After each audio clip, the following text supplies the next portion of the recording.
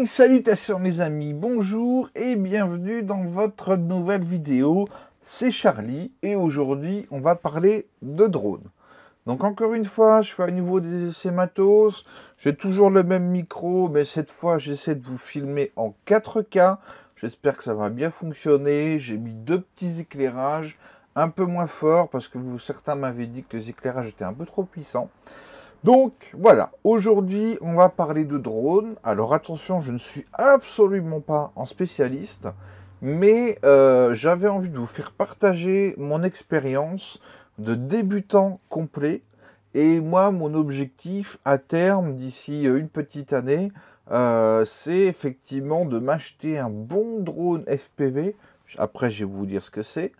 Voilà, pour me faire plaisir, sachant qu'aujourd'hui, je travaille avec des choses qui sont assez simples. Alors, je vais d'abord vous faire voir un petit peu de matériel que j'ai aujourd'hui. Après, je vais vous expliquer quelle est la différence entre un drone de prise de vue, un drone enfant et un drone FPV typé professionnel, entre guillemets. Donc, on va faire comme ça. Alors déjà, premièrement, le premier drone que j'ai eu, alors j'ai eu des quads des hélicoptères, mais c'était de la merde, ça compte pas. Le premier que j'ai eu, c'était celui-ci, c'est un petit jouet.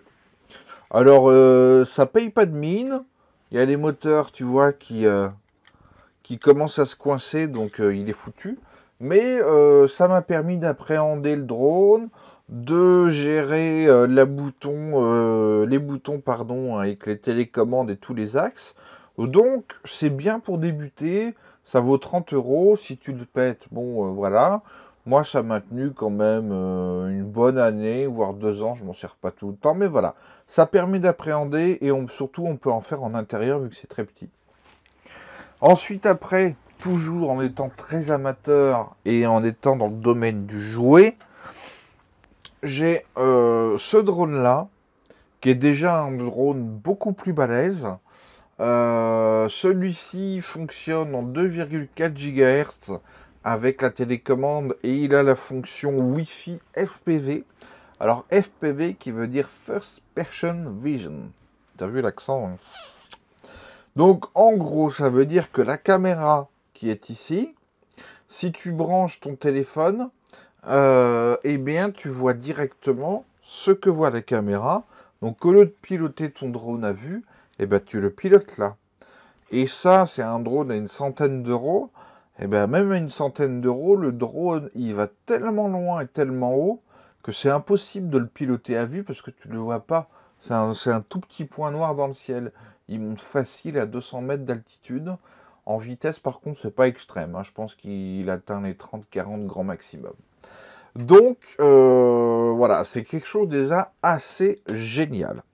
Donc on est d'accord, il n'y a qu'une seule caméra qui est d'assez mauvaise qualité, mais par contre qui est en direct, ce qui permet d'avoir directement la vidéo sur ton smartphone. Ou alors si tu prends... Ah, excuse-moi, je fais de l'écoute radio en même temps, et des fois il y a des fréquences qui crachotent. Donc en fait sur la télécommande, je mets mon smartphone. Alors, est-ce que je vais réussir à te choper? Non, bon, j'ai plus la télécommande sous la main. En gros... C'est une télécommande classique sur laquelle il y a une tirette, tu rajoutes l'écran de ton téléphone et tu vois directement ton téléphone. Tu le vois directement, pardon, ce que voit ta caméra. Et après, ce que tu peux faire, tu peux acheter des lunettes de réalité virtuelle smartphone. Attention, c'est pas des vraies lunettes de verre. En fait, c'est des lunettes physiques dans lesquelles tu glisses ton smartphone et du coup, tu as directement une vision avec les deux yeux pour pouvoir voir ce qui se passe. Ensuite, tu as les vrais drones FPV qui, eux, fonctionnent avec une connexion radio, avec une beaucoup plus longue portée, qui ont des moteurs de malade parce que tout est absolument modulable. Je te mettrai des petits exemples à gauche, à droite de drones entre guillemets maison. Et ce qui est vachement intéressant dans ce domaine, c'est que c'est beaucoup de la bidouille, beaucoup de la bricole. En gros, tu choisis ton châssis en croix, tu choisis tes moteurs, tu mets ton contrôleur de moteur, ton récepteur, ton émetteur vidéo. Enfin voilà, c'est vraiment tout un monde à part. Donc voilà, pour l'instant, moi aujourd'hui, je vais commencer modestement avec ça.